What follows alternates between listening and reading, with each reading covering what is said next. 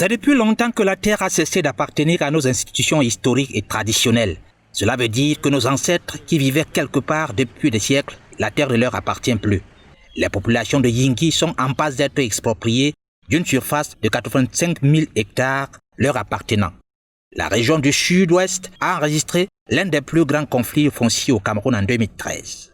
Les populations de cette partie du pays se sont soulevées contre l'implantation d'une agro-industrie accusée d'exploitation illégale après accaparement des terres. L'entreprise avait pourtant obtenu de l'État d'une surface de 10 000 hectares pour la production de l'huile de palme. C'est également le cas depuis 2019 où les populations de la Sanaga maritime apprenaient que leurs terres sont remises aux Chinois, soit 65 000 hectares. Les cas comme ceux-là sont légion sur les 4 coins du Cameroun. Sans demander l'avis des populations, sans les impliquer, sans qu'elles ne tirent le moindre bénéfice. Il y a dans notre pays plusieurs poches de conflits liés au foncier qu'il convient de juguler, sans quoi peut-être une source d'explosion sociale en créant des antagonismes entre administrateurs et administrés. Pourtant, les terres traditionnellement ne se vendent pas, elles se donnent car en vendant la terre, vous accentuez la domination des uns sur les autres, l'exploitation des uns par les autres et la division de la société en classes. Animés par l'intérêt, certains officiels de notre pays ne pensent qu'à eux-mêmes. Et c'est sans aucune gêne que ce plan est mis en œuvre pour arracher leurs terres. Les uns et les autres attendent l'arbitrage du chef de l'État pour le règlement de cette question.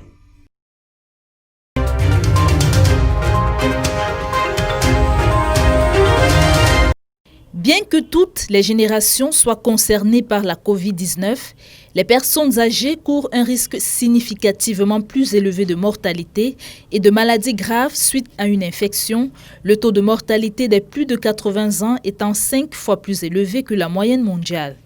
Il est estimé que 66% des personnes âgées de 70 ans et plus ont au moins une affection sous-jacente, ce qui les expose à un risque accru face à la pandémie, ce qui entraîne dans les esprits de cette tranche d'âge peur et souffrance. En ce 15 juin consacré aux personnes âgées, il y a nécessité de leur porter une certaine attention. Nous nous approchons d'eux et nous essayons, n'est-ce pas, de les amener notre réconfort par rapport à cette pandémie qui secoue le monde. Et nous les demandons, n'est-ce pas, de respecter les mesures barrières telles que le gouvernement l'a demandé. Et nous les demandons, n'est-ce pas, de ne pas avoir peur, de ne pas perdre espoir, puisque les vieux sont craintifs. Le coronavirus ne menace pas seulement la vie et la sécurité des personnes âgées, mais également leur vie sociale. Ce sont nos papas, nos oncles, nos grands-parents. Je me comporte très bien avec eux et je viens envers eux pour leur parler vraiment du virus qui sévit au dehors pour qu'ils prennent plus conscience.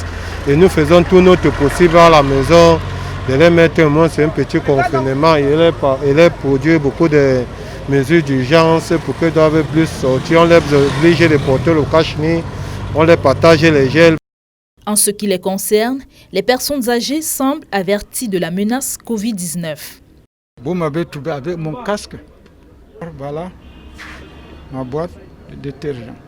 Depuis l'arrivée du coronavirus, c'est la première fois que je suis venu toucher à mes marchandises qui sont là. Depuis 2 mois, j'étais conversé à la maison. Dans ce contexte de crise sanitaire, il est question, selon les Nations Unies, de protéger les personnes âgées pendant et après la pandémie à coronavirus. Ces personnes dites vulnérables, très souvent confrontées à une discrimination, fondée sur l'âge dans les décisions concernant les soins médicaux, le triage et les thérapies vitales.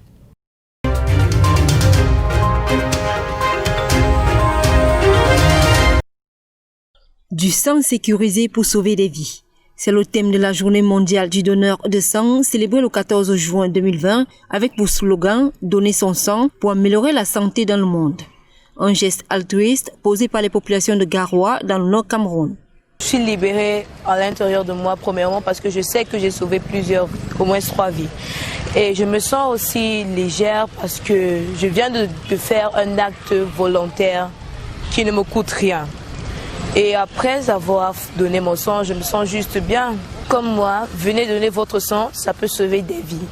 Le besoin de sang sécurisé est universel.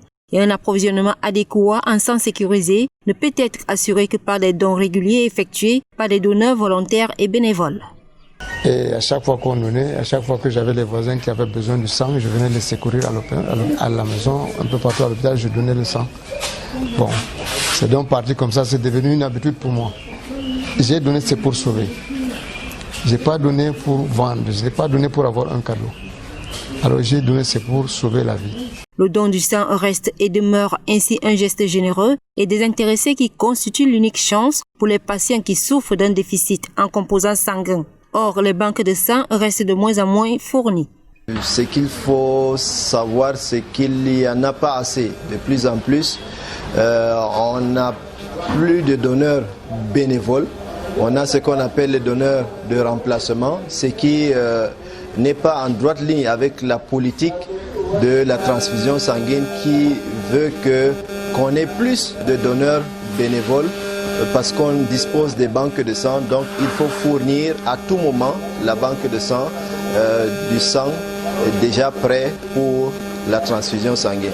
Il est donc question de sensibiliser davantage les populations au besoin mondial de sang sécurisé et au rôle que chacun peut jouer en donnant volontairement et gratuitement un peu de son sang précieux.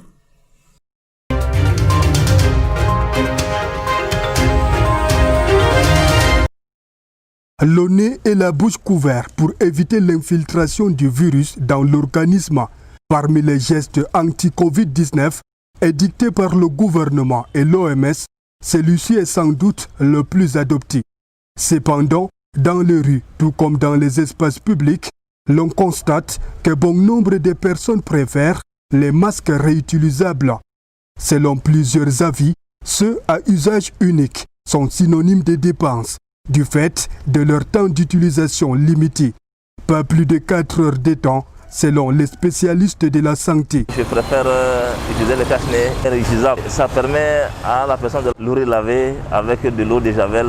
Moi, personnellement, je préfère les masques à usage multiple. Tout simplement parce que là, on peut l'utiliser en journée, le soir, on le lave simplement. L'utilisation massive des différents masques de protection crée des déchets, dont une mauvaise gestion peut entraîner des risques de contamination. Dans le Damawa, cette question préoccupe les responsables du ministère de l'Environnement qui multiplient des sonnettes d'alarme. Les tests existent depuis fort longtemps au niveau de l'environnement en matière de gestion des déchets pharmaceutiques et des déchets médicaux. C'est une catégorie de déchets qui doit être bien gérée.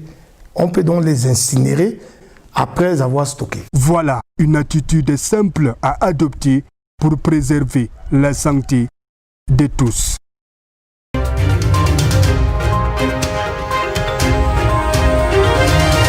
Le 16 juin 1976 reste dans les mémoires comme une journée noire pour les enfants de Soweto, une banlieue située à 24 km au sud-ouest de Johannesburg en Afrique du Sud.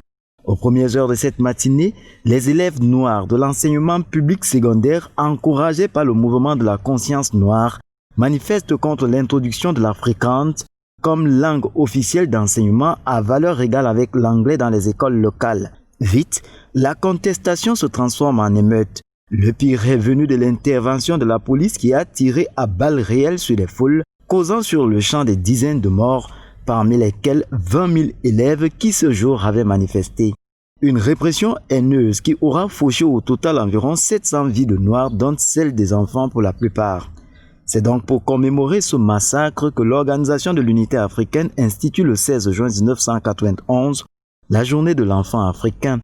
Le 16 juin de l'an 2020 sera donc célébrée la 24e édition dont la thématique porte sur une éducation de qualité, gratuite, obligatoire et adaptée à tous les enfants de l'Afrique.